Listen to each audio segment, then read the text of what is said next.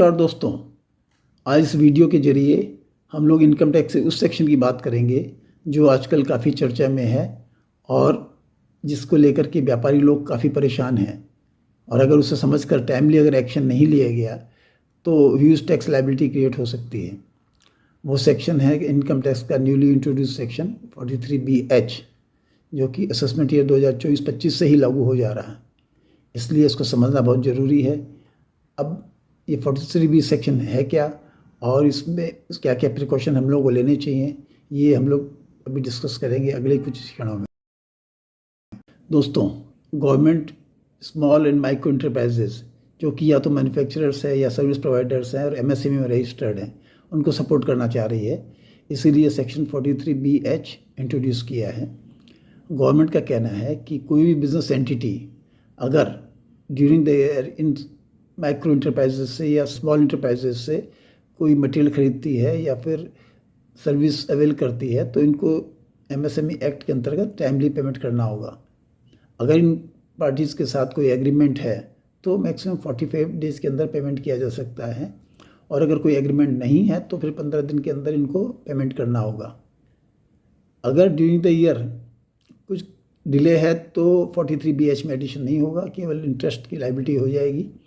लेकिन अगर 31 मार्च को अगर स्मॉल एंड माइक्रो इंटरप्राइजेस का अगर कोई बिल पेंडिंग है और ओवरड्यू है तो फिर प्रॉब्लम है, क्योंकि वो जो अमाउंट है उसको फिर इनकम टैक्स में अंडर सेक्शन 43BH ऐड कर देना पड़ेगा और उनके ऊपर में टैक्स लायबिलिटी क्रिएट हो जाएगी। अगर हमने कोई सप्लाई या मटेरियल हमने suppose last week of the March में हमने रिसीव किया है तो नेचुरली उसका अमाउंट तो ड्यू नहीं है 31 मार्च की डेट में, और वो पेमेंट ड्यू है अगले साल में MSME एक्ट के हिसाब से। तो अगर हम लोग उस ड्यू डेट के अंदर अगर हम लोग पेमेंट कर देते हैं तो फिर हमको इस साल के उसमें कंप्यूटेशन में उसको ऐड नहीं करना होगा और वो अलाउ कर दिया जाएगा। इन केस अगर कोई पेमेंट जो कि ड्यू अगले साल में है ड्यू डेट के हिसाब से और वो ड्यू डेट में पेमेंट नहीं होता है, उसके बाद पेमेंट होता है, तो फिर उस अमाउंट को इस साल में यानी कि असेसमेंट ईयर 24-25 में अंडर सेक्शन 43BH ऐड कर दिया जाएगा और ये एसओसी को उस साल में मिलेगा जिस साल में ये उसका एक्चुअल पेमेंट करता है ऑन कैश बेसिस। दोस्तों, अब तक तो हमें अच्छी तरह से पता चल गया है कि सेक्शन 43BH की क्या इंपॉर्टेंस है और जरा सी भी लापरवाही ह्यूज टैक्स लायबिलिटी को जन्म दे सकती है। अब हम डिस्कस करेंगे कि what precautionary actions we should immediately take to avoid unnecessary additions under section 43BH। तो सबसे पहले हर व्यापारी को अपने क्रेडिटर्स लिस्ट को निकाल लेना चाहिए और उसमें सीरियसली एग्जामिन करना चाहिए, देखना चाहिए कि इसमें कौन कौन से सप्लायर या सर्विस प्रोवाइडर्स माइक्रो या स्मॉल इंटरप्राइजेस हैं और MSME में रजिस्टर्ड हैं। इनके किसी भी सप्लायर या सर्विस प्रोवाइडर्स का बिल 31 मार्च की डेट में ओवरड्यू नहीं होना चाहिए। हमको हमारे सारे क्रेडिटर्स का स्टेटस जानना बहुत ही ज़रूरी है।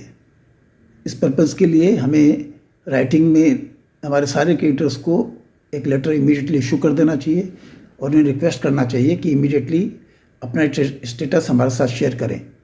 अगर वे माइक्रो या स्मॉल इंटरप्राइजेस हैं और MSME में रजिस्टर्ड हैं तो उनको रिक्वेस्ट करना चाहिए कि वो अपना रजिस्ट्रेशन सर्टिफिकेट हमारे साथ शेयर करें। अगर हमारे लेटर लिखने के बाद भी कुछ दिन तक अगर कोई किसी क्रेडिटर का अगर रिप्लाई नहीं आता है, वो अपना स्टेटस हमें नहीं बताता है, तो भी हमें उसको वापस रिमाइंडर देना चाहिए और उससे रिक्वेस्ट करना चाहिए कि वो अपना स्टेटस हमारे साथ शेयर करे।